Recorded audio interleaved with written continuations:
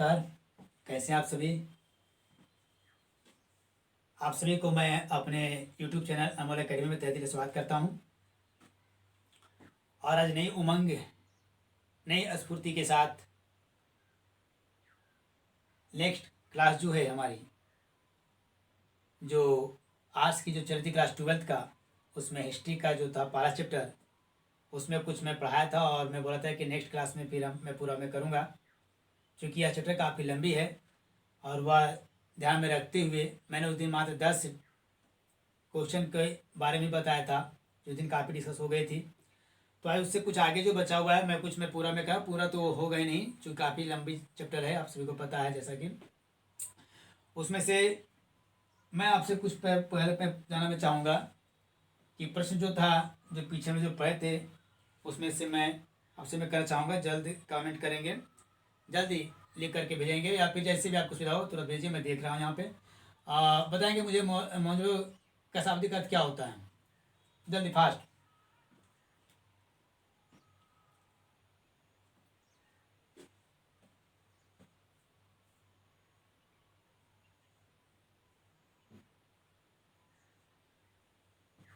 चलिए नेक्स्ट प्रश्न है। अभी तक मैं देख रहा हूँ, लगता है सारे बच्चे लगते सो रहे हैं क्या। अच्छा, एक ही जवाब आ गई, वेरी गुड वेरी गुड। मृतकों की टीला, बहुत अच्छा, धन्यवाद। चलिए नेक्स्ट जो प्रश्न है, हड़प्पा किस नदी के किनारे स्थित है, जल्दी फास्ट। वेरी गुड, बहुत बहुत धन्यवाद रवि जी। रावी नदी के किनारे, जैसा कि आपका नाम है वैसे ही है ना। चलिए बहुत बहुत धन्यवाद। चलिए प्रश्न मैं करता ही रहूँगा नेक्स्ट क्लास में। फिलहाल मैं चलता हूँ। जो आज का जो है उससे आप ध्यान से देखेंगे और कॉपी सामने लेकर के बैठेंगे ताकि आप नोट कर सको।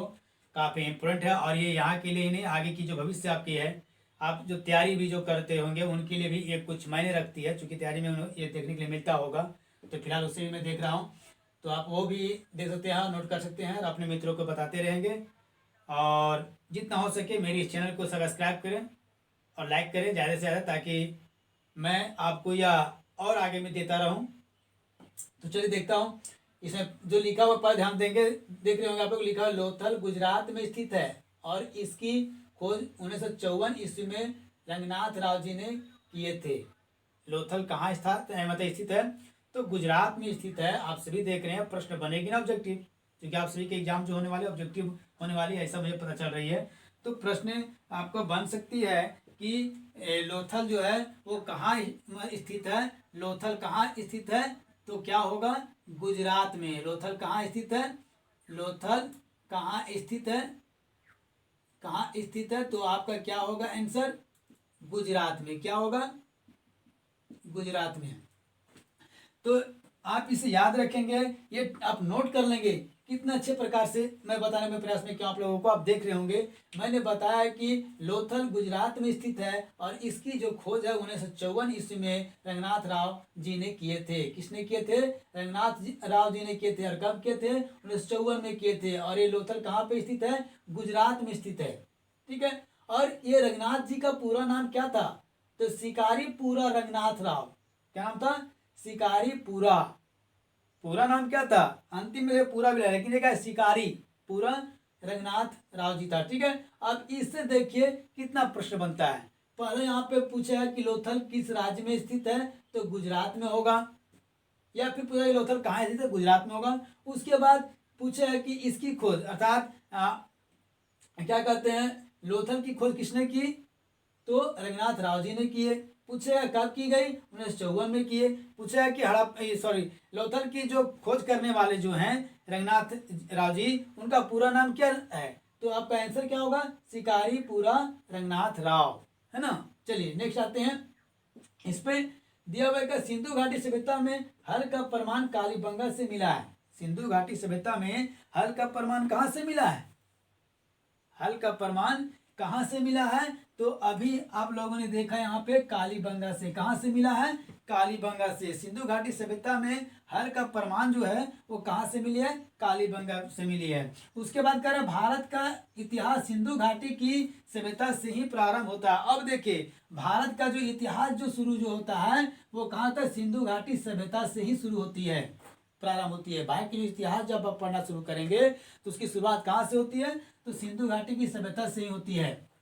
ठीक है, उसके बाद कह रहा है कि जिसे हड़प्पा सभ्यता के नाम से भी जाना जाता है, जिसे हड़प्पा सभ्यता के नाम से भी जानते हैं। अब कहे सिंधु घाटी सभ्यता की खोज राय बहादुर दयाराम साहनी ने 1921 ईस्वी में किया था, अतः किए थे।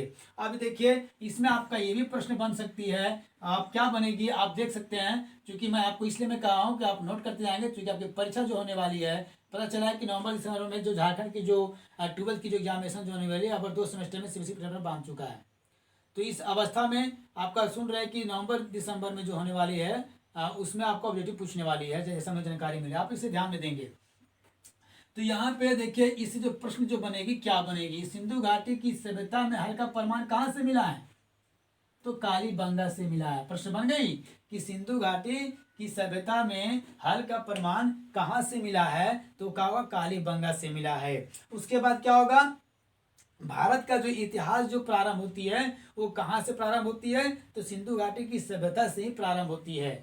अब सिंधु घाटी की सभ्यता की खोज किसने किया, तो राय बहादुर दयाराम साहनी ने। आपका किताब में लिखा हुआ रहेगा दयाराम साहनी, इनका पूरा नाम है राय बहादुर दयाराम साहनी। और ये कब के थे, 1921 ईस्वी में किए थे। कब के थे, 1921 ईस्वी में किए थे। चलिए आगे चलते हैं। और इसी को सिंधु घाटी सभ्यता को हड़प्पा सभ्यता कहते हैं। आप इसे क्यों कहते हैं, इसके बारे में जानकारी आपको नेक्स्ट क्लास में दूंगा। फिलहाल अभी आगे चलते हैं।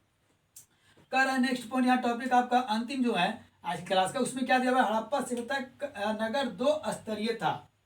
हड़प्पा सभ्यता का जो नगर जो था वो कितना स्तरीय था, 2 स्तरीय था। कितना था, 2 स्तरीय था।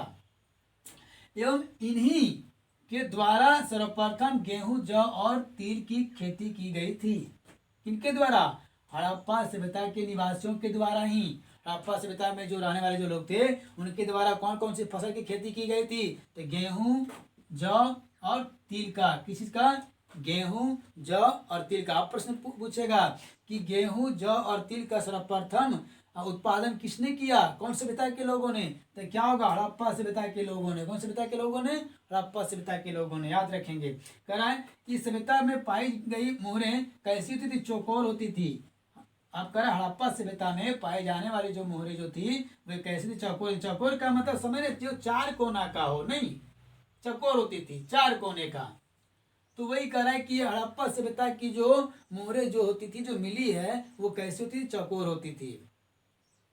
तो आप इसे पूरा बना लेंगे और ये नोट कर लेंगे और ये सब याद करने की कोशिश करेंगे, क्योंकि आप याद करेंगे तो बेहतर होगी। और नहीं तो फिर आप मुझे दोबारा नहीं बोलना कि सर आप एक बार और फिर क्लास लो ना, तो मेरे यूट्यूब में जो चैनल में जो है आपको ये देखना होगा, दोबारा इसे डाउनलोड भी कर सकते हो यार, और देख यार जितना हो सके इसे शेयर करो, है ना, और अपने मित्रों को बताओ ताकि वो भी इसका लाभ ले सके। और मेरी इस चैनल को सब्सक्राइब करें और लाइक करें। तो फिर मिलते हैं नेक्स्ट वीडियो में, तब तक के लिए जय हिंद, जय भारत, धन्यवाद।